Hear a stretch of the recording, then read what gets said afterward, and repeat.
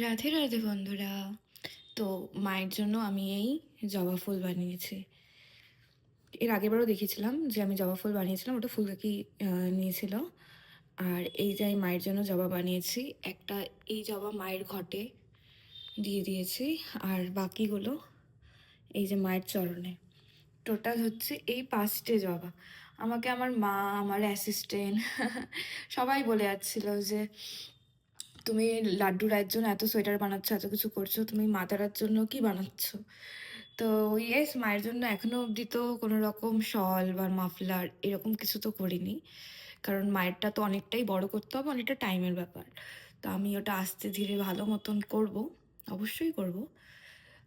কতদিনে করতে পারবো জানি না, কিন্তু মায়ের জন্য আমি এই জবা বানিয়েছি। এই যে রেড কালারের উলটা, এটা শেষ হয়ে যাওয়াতে তারপরে এই মেরুন টাইপের এই উলটা দিয়ে হচ্ছে জবা। জবা ফুল তো অনেক কালারের হয়। তো ইয়েস, ভগবানই জানে, মানে মাই জানে যে এটা একসেপ্ট করছে কি করছে না। যাই হোক, তো এই তোমাদের সাথে শেয়ার করলাম।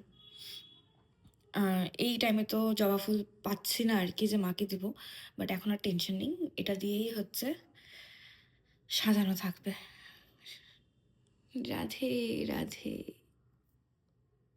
মায়ের হাসিটা কি মিষ্টি লাগছে।